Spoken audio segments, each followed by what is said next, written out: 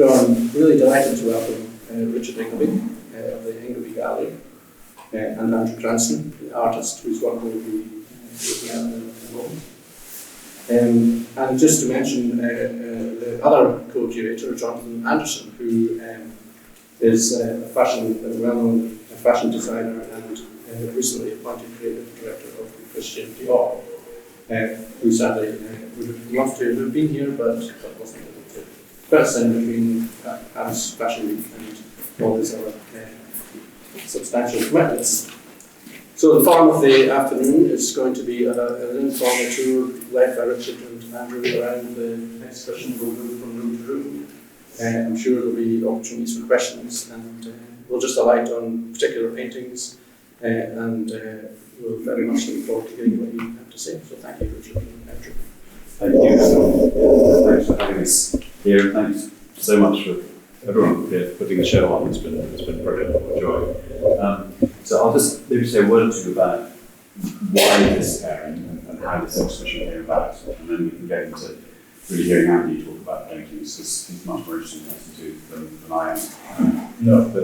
But the why came about, the very first time that Winifred was mentioned in relation to Andy was when Andy made this painting over my left shoulder, and we were just chatting about it, and I don't know if you said it made me think, or I said it makes me think of, but we found ourselves talking about Winifred, about that very stripped back palette that she sometimes uses, and about that tipping of the tabletop and that sort of strange intimacy that comes out of those domestic scenes where the tabletop can become a kind of stage for everyday drama of some sort.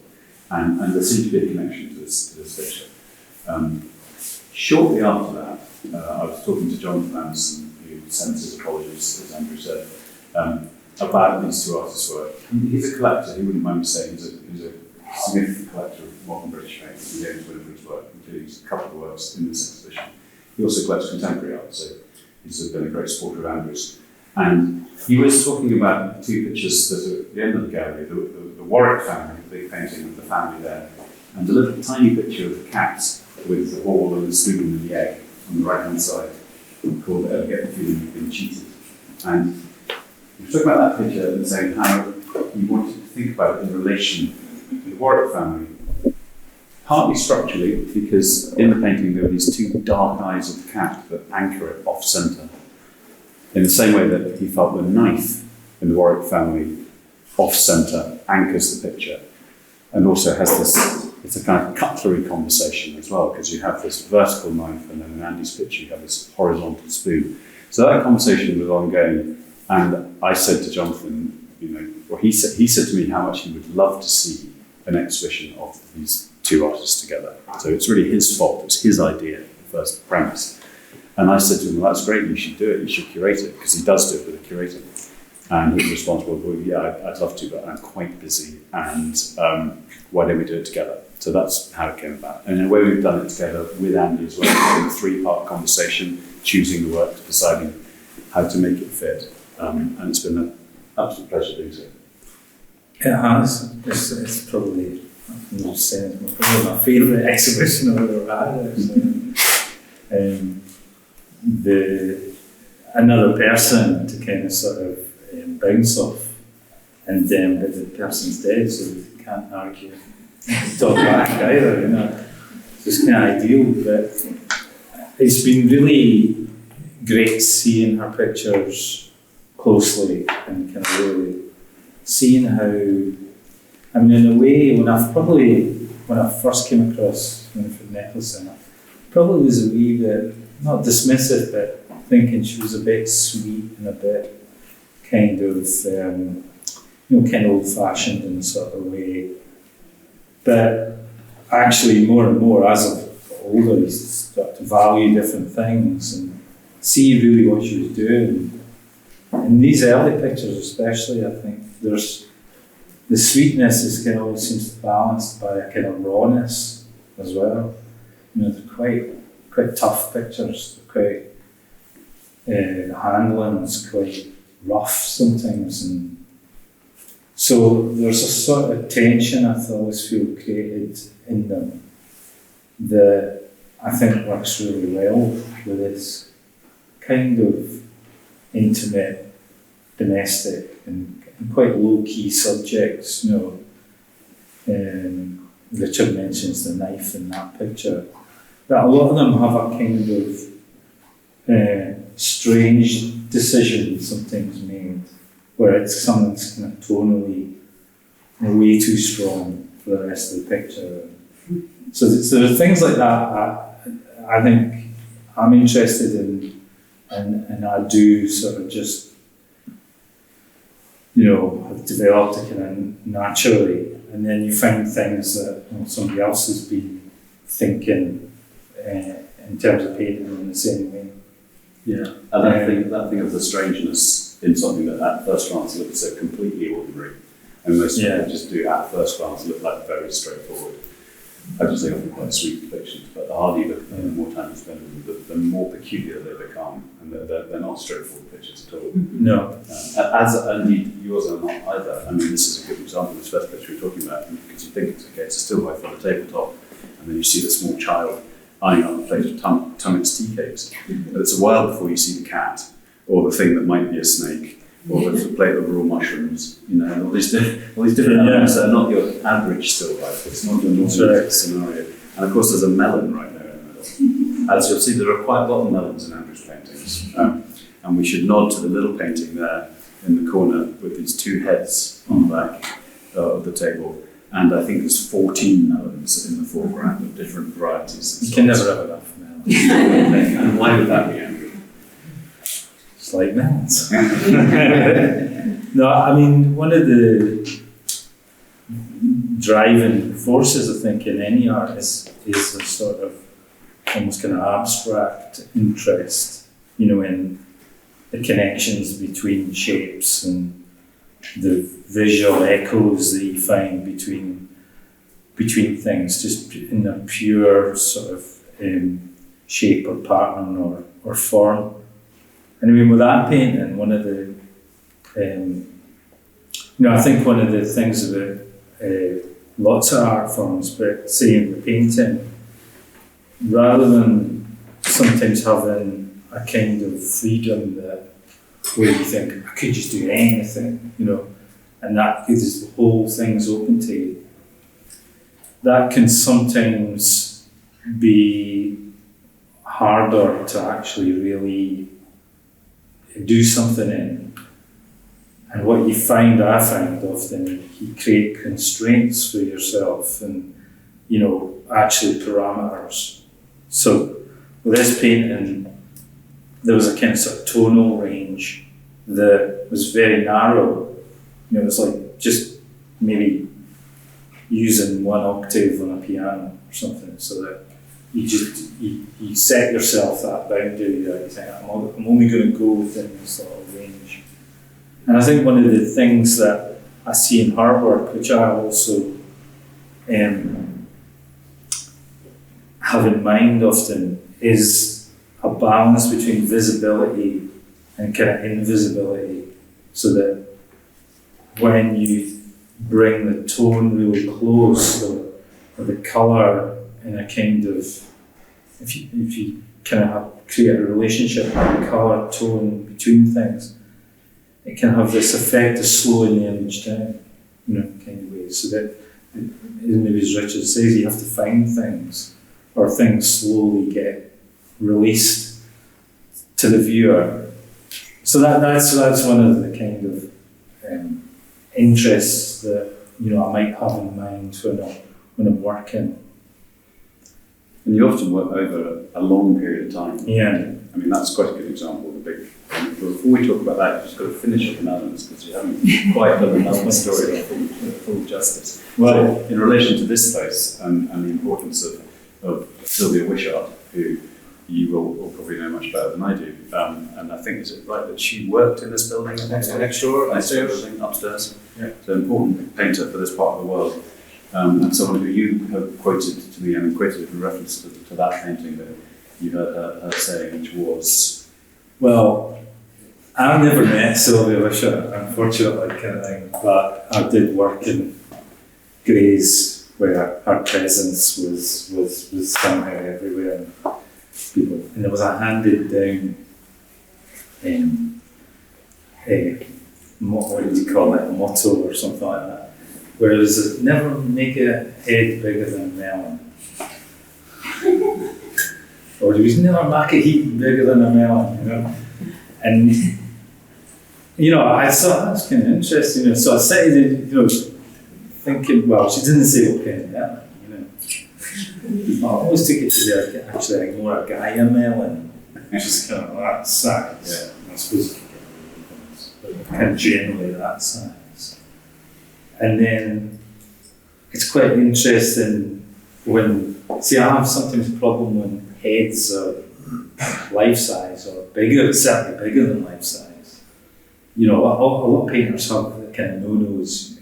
I don't know, I can't do that. I'm not allowed to do that. And so heads bigger than life is a complete no. There's great painters like that. Great Gauguin self-portrait. But in a sense, there's something about it that's true, because when we're looking at a person, we have that distance where their head isn't life size. It's, there's a word for it, isn't it? When people look in a mirror and so you create the head a certain size. And another painter associated with Graves was James Cowie. And Cowie's heads are almost like the size of a hand. I mean, you could make that a rule, but painting is really about a feel. It's about some things that feel right.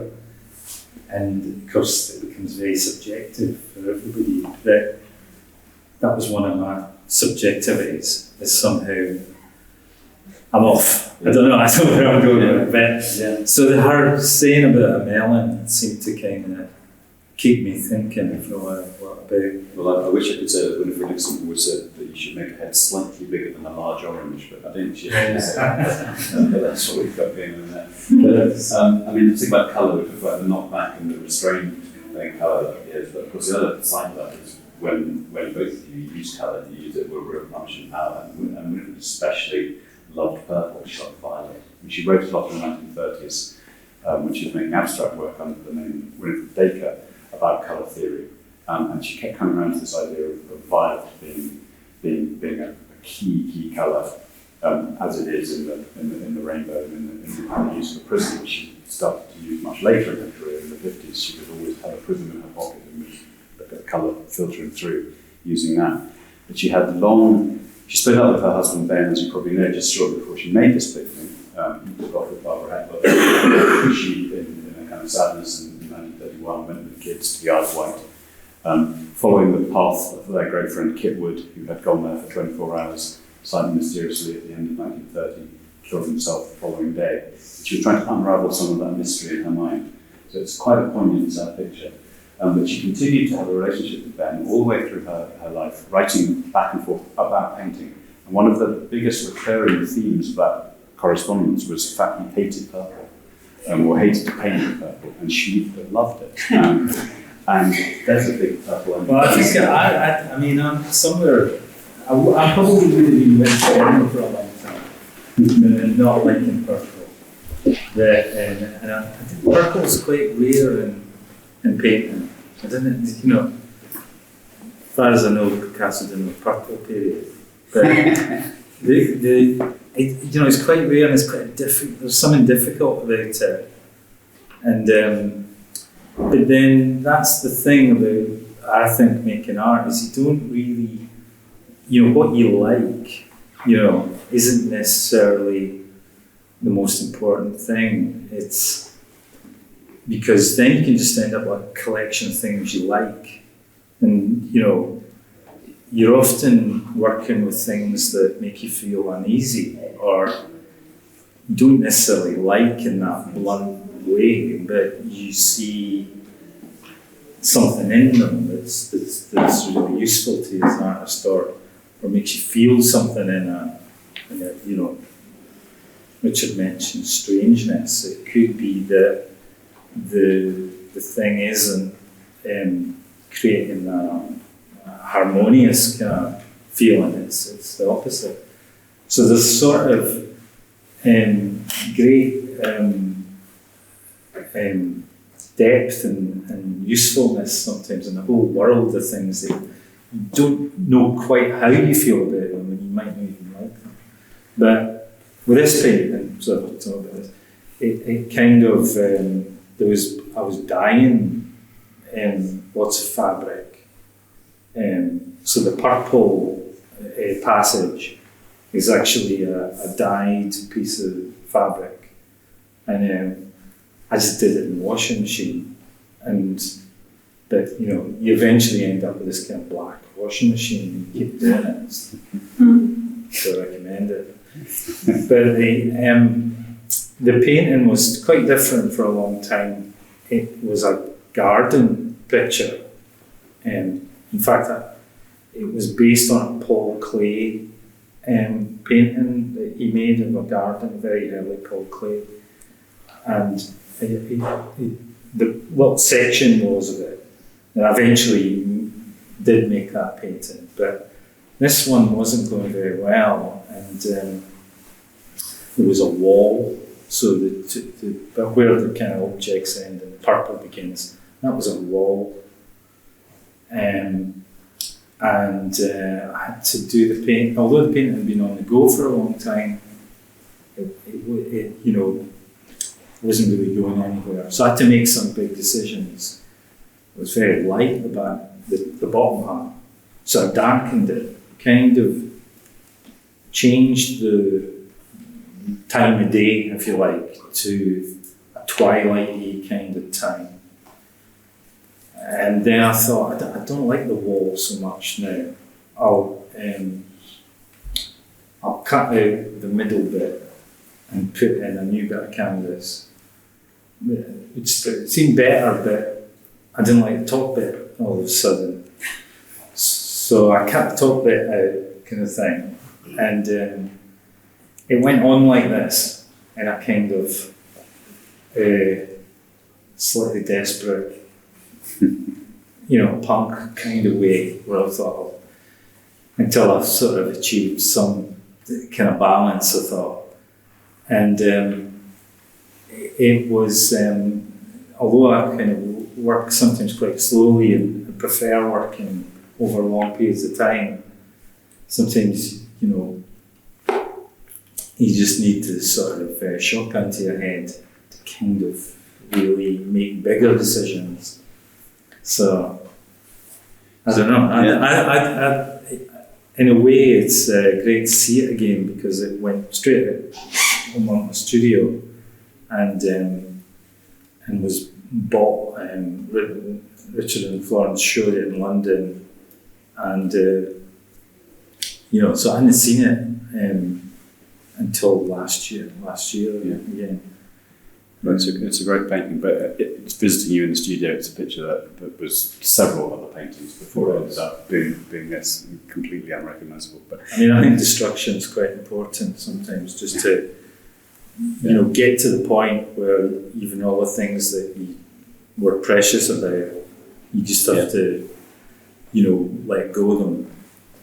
And inevitably, in making a pairing of two artists, we've been teasing out connections and finding things that connect your work, but there's also things that are distinctly different. And one of the main ones, I would say, is that Winifred pretty much always made her paintings in one sitting. She would think about work for a long time. She would gear herself into the painting moment, but when she sat down to paint, usually she would go for it in a single go. Now, she'd often take what she'd done and repaint over it again from scratch, but it would be another session of single days working on a work. So you might get a picture that's built up with layers and layers of paintings underneath it, but each one's a kind of fresh attempt in a sense. And she was very keen also, as we'll see when we get into one of the later routes, of reusing materials. So there's very often another painting on the back of the painting. I did try the kind of one-day painting approach. Probably about 20 odd years ago, I sort of quite curious about Alex Katz and Luke Tymans and certain types of painters, slippy kind of painters. I thought, that looks the life. looks good. But, you know, it takes a lot of blind alleys and all sorts of kind of things to find the work, the way of working that really suits you, I think. So it wasn't for me. Well, and there's something in your works that feels, particularly often on a very small scale, that they feel like they really work their way into the world, you know, so, which is a wonderful quality. I think we should move into another room. The next room, it'd be nice to just go through that quickly. It's quite wee, so it might be that some people have to linger in the doorway, but let's see how we get on. So, just 3 works in here, and one work of Winifred's from 1928, from the summer of 1928, when she and Ben and their friend who I mentioned before, Christopher Wood, were in St Ives. It's the trip they made where they famously first came across Alfred Wallace, who's so well known to this collection, and a beautiful, very instant kind of feeling of flowers on a window ledge with St Ives behind. What do you like about that one, Andrew? There's a kind of feeling of something sliding away from you.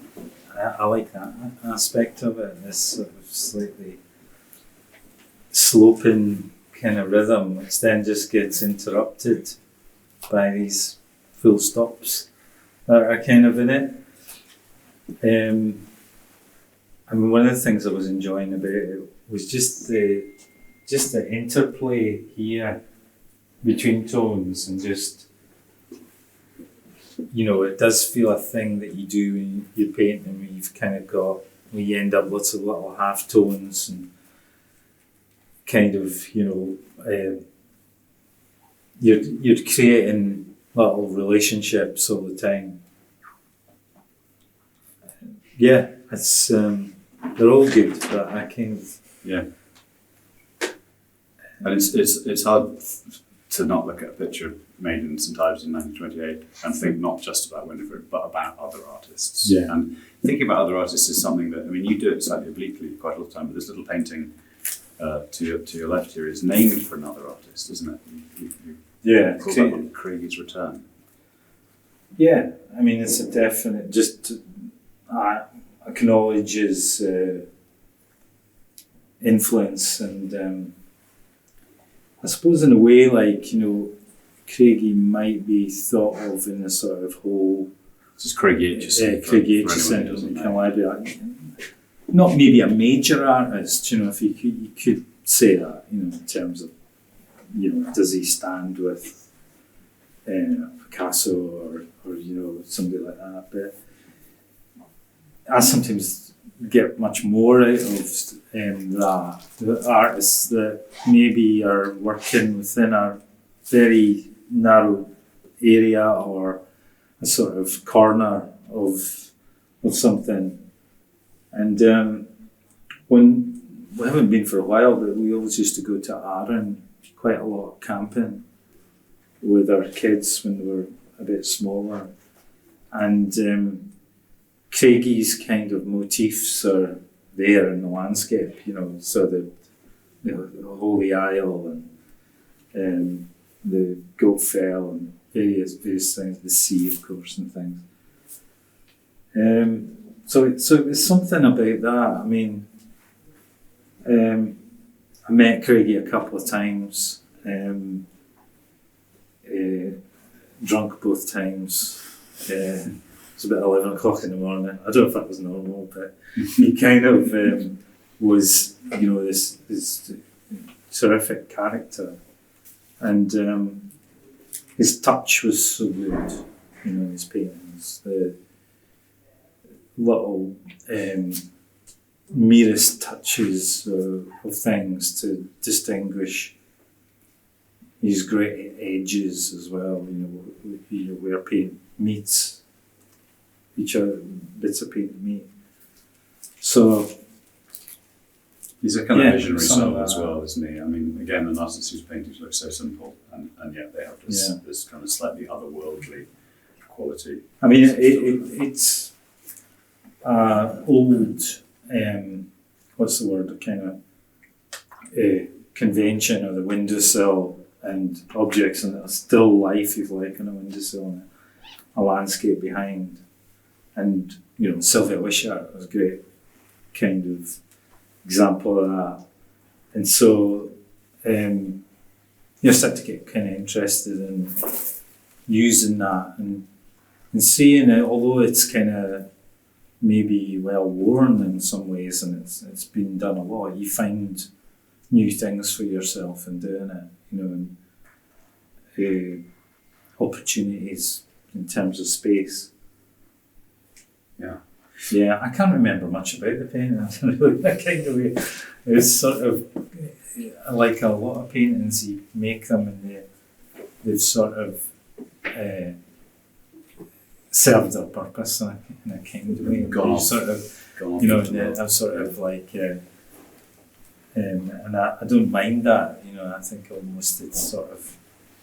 But these wee conversations and references to other artists are certainly interesting to me. And as we get through the corridor, we're going to go into the room on the right, but in the corridor along the left-hand wall, have a look. There's every painting there has some kind of personal note or reference to either another artist or, in the case of the first one, a writer. So the first figure who's rather dangerously lying on a daybed in his kilt with an otter is, of course, Gavin Maxwell, who's relevant to Winifred. That's why he's made his way into the show, because Winifred was incredibly close friends with Kathleen Raine, the poet. Kathleen Raine was in love with Gavin Maxwell for most of his life, unrequited, of course, because Gavin was gay. And they used to borrow his house in Sandig on the west coast of Scotland. And Winifred made a lot of paintings in Scotland, in that place where you've imagined Gavin back with, obviously, his friend Tarka. Yeah, it's one kind of the other artists. that's it. It's the Ring of Bright Water film that was made, but it's a kind of dream house, and the whole area. I can't remember where it was. Sandig, I think. Sandig Bay, it's called, yeah. And the house burnt down, and it's kind of so these spaces that are used and talked about, they kind of something very out of reach and sort of elusive about them. I don't know, I kind of sometimes construct my paintings and play with, what goes into them and what comes out of them. And I saw a photograph of Gavin Maxwell on a couch. He didn't have a kilt on. I thought, I'll change his trousers for a kilt. There was photographs of him with a kilt, so he did wear kilts. And he did have otters. And I thought, well, I'll put the otter on his kilt, and so I don't know if there's a wall plaque for that painting, is there? There's a label, yeah. And the other you can read all that. And you can read all that, and then the others are a nod to Elizabeth Blackadder and John Huston about whom you're rude and then not rude. And then there's a very nice little tiny new painting which has a floor you might recognise as being by Jim Landy. There's all sorts of ways in which other artists work, kind of sneaking in and out. So, but we'll go into the bigger, longer room, I think, which is around the corner.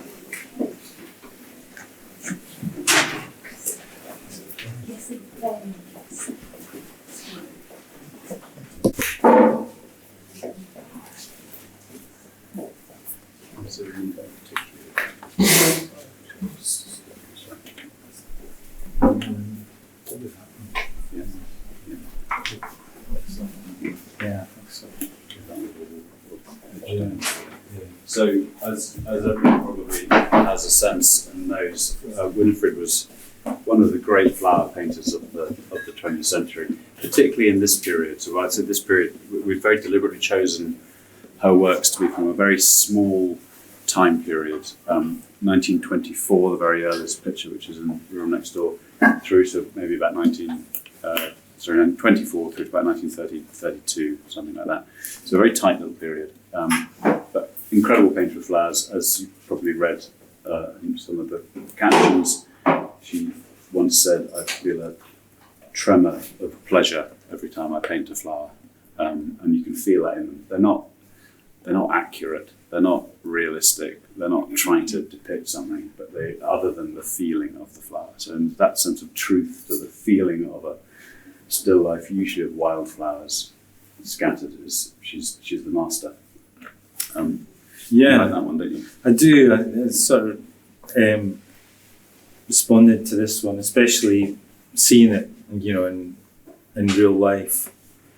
And there's kind of something. I mean, there's some kind of interesting. It's almost like a slightly visual joke about the colour, the petals coming off, and somehow just. Sometimes as an excuse as a painter, you might just put the colour all over the picture or something like that. But it seemed to me a kind of, an obvious thing. Flower petals do fall off, but it's somehow it made me see that more clearly. These isolated bits of colour. Because one of the things I enjoy about her work is, and I think I'm right in saying she went on to make work that's more strongly coloured all over. But this period, she uses a lot of neutrality as a kind of setting for the colour. She's really a great user of greys and whites and these neutral colours, in order for the stronger colour to really, sing.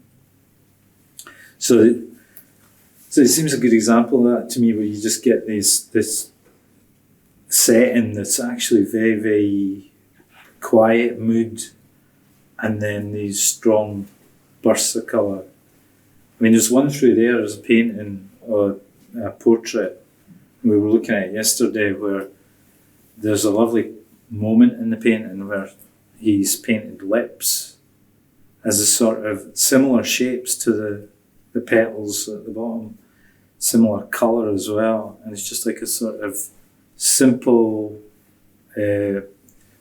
little gesture, of the paint.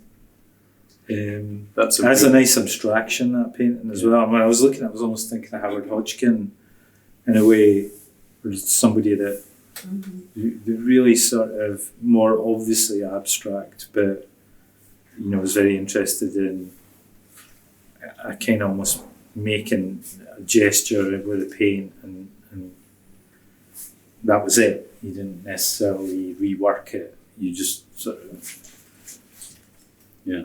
She does that a lot, and the more you look at these pictures, the more you realise how much she liked a spot and a squiggle. Yeah. And they're everywhere in the pictures. It's these suggestions of things, and they're in your pictures. Well, I like my spots too. You like a spot. Yeah. I do. Yeah. It's a shared thing, the spot. Well, spots in pattern as well. You can kind of sometimes have a passage of the paint's not working that well, but the overlay of something on it can then just make use Shift of it, what's behind. Yeah. So we won't all squeeze into the wee room at the back, but do go in and have a look, particularly at that connection Andrew's made between those two paintings, which is really interesting. I think the painting that he's talking about is just called Portrait of a Lady, Unknown Lady. It's in the collection of Kettle's Yard in Cambridge, which is, I always think of as a kind of sister gallery to this one in some ways. And it's great to see it because it is really the first time it's been seen, despite being in that very distinguished collection. She has lived her life with her face to the wall all these years, since the 40s. When Jim Eade was given the painting by Kate Nicholson, Winifred's daughter. And the reason she gave him that painting was not because of Winifred's portrait that we're looking at, but because of what's on the other side, because it's an example of a canvas being reused. And Kate made a painting of the Isle of Skye, painting with her mother. She was young, she was only about 18 or 19, and that painting by Kate of the Isle of Skye was given to Jim Eade, who's the founding collection of Kettle's Yard, for anyone who doesn't know. And so he always prioritised the Isle of Skye painting, and indeed they have it on permanent display in Kettle's Yard, unless it occasionally gets lent as we have. And they were a bit confused that we wanted to borrow the wrong side of the picture for this show, but you'll see why, because it's great to have rescued her from obscurity. Well, you'd make a good detective. You somehow track things down. But it's nice seeing the back of the painting as well, because it's always nice seeing the nuts and bolts or something. So what's more interesting than a stretcher bar with another painting behind it? So do make sure you have a look at that one. We should I think we're cracking on the time, so I've just maybe say something about the last wee room in there. We'll work our way through. And don't miss the beautiful Winifred with the Alfred Wallace in it on the way past. There's a link to the collection upstairs. So the exhibition's titled Dreams of the Everyday, which seems like an appropriate title for the show, for both artists' work, but it's actually the specific title of this painting by Andrew from 2018, which, with apologies to Lorna who's here, shows Lorna pregnant in the bath. It's a fabulous little painting. Can you say something about that? It probably is Lorna, but well, I think he autobiography is a bit of a funny one. It is, and it isn't. It's kind of. We certainly were working on our bathroom for a while, actually. So the kind of loose tiles, Bonnard's bath paintings really were something that blew me away, really, when I first saw them as a student. And the thing with other painters, you sort of end up having a relationship with them over time, so that, I probably responded to Bonnard in one way when I was 20, and then again later on, maybe I became a parent, and, you kept coming back to the work, and seeing different things in it. So, but I would honestly say that every time I have a bath, I sort of just think of Bonnard, in a kind of way, sort of. He did for the bath what Alfred Hitchcock did for showers. Kind of got into people's heads with that, and and of course there's things about it. It was great. Excuses or gifts to explore for a painter, like the water and transparency and what happens to the colour and tone under the water, and you've got that surface of the paint and to kind of describe and suggest, and there's I think the biggest thing for me with any painting is the mood of it and the kind of atmosphere of it, in a way, regardless of what it is, what the subject is. It's the whole mood of the painting. And this is probably at the show. This is my favourite room, actually, in a way. You've always loved this room from the first time you saw that one. This is a portrait of Wilfred, Winifred's brother. He was a Labour MP and a kind of landowner in Cumbria. This is the earliest picture in the show, it's 1924. So it's over 100 years old. And it's, again, a rather sad painting in many ways. It shows Wilfred with Charlotte, his baby daughter, just a few weeks after her mother had died. But it's a special picture.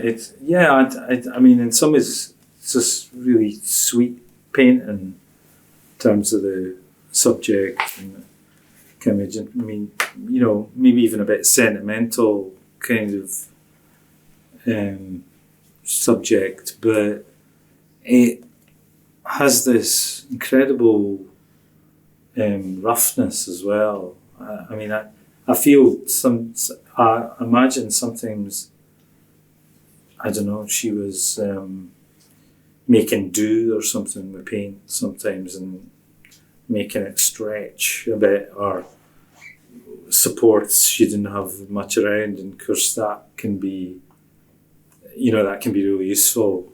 To me, touched on this earlier, the strange eyes and dots, kind of buttons or whatever they are. There's a sort of constellation kind of created, and it's just such a kind of such a great kind of moment, really, of tenderness, and it's very different from a photograph, I think. Like if I was a kind of photograph, I find photographs kind of overwhelmingly sad, in a kind of way. And there is a melancholy to this, but to me, just much more tender, really. And she was a keen painter of father and child. Right. Mother and child is so much more common. Father and child doesn't get that many looks in the history of art. She painted Ben with their various children many, many times. Wilfred, obviously, with Charlotte. But it's a great thing. We've sort of inadvertently in this room have kind of created, without realising, we only realised when we hung it, we've got a kind of the ages of man going through it with from the pregnancy to the baby to the Winifred's children in the bath. The same kids, I think, who are at the table next door, but a little older. And then in the end, Andrew's amazing bath painting, very recent painting, just from the very end of last year, with someone who's probably seen better days in the bath, I suspect. Yeah. I mean, I like that aspect. I tried some bath paintings over the years to almost kind of, wrestle with that interest. And I mean, like 1970s were different, like when I grew up, it was like one bath a week. It was kind of quite normal. And I would be in there for hours, so what aspect of bathing and comes across in the Bonnard is almost that doubt whether where the figure is and where the water is, as if like the molecules or the water are somehow fusing with the figure. So that was a kind of thought that I'd have, and then to reduce the figure in a way, or sort of make it to play with that interplay between the two things. And it's an acrylic painting as well, which was I've done a lot of acrylic paintings, and to be honest, I had a kind of lifelong suspicion of acrylic paint, but found myself working with it and enjoying kind of layering the paint and finding a way to use it. It's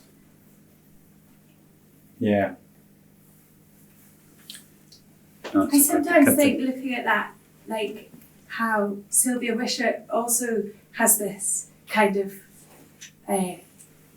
Bonnardian ghost in her background, and somehow the sort of form, that the scale and the form of the still life upstairs in this painting, they're kind of similar in their lightness. There's a lot of that yellowy harmony in Sylvia Wishart's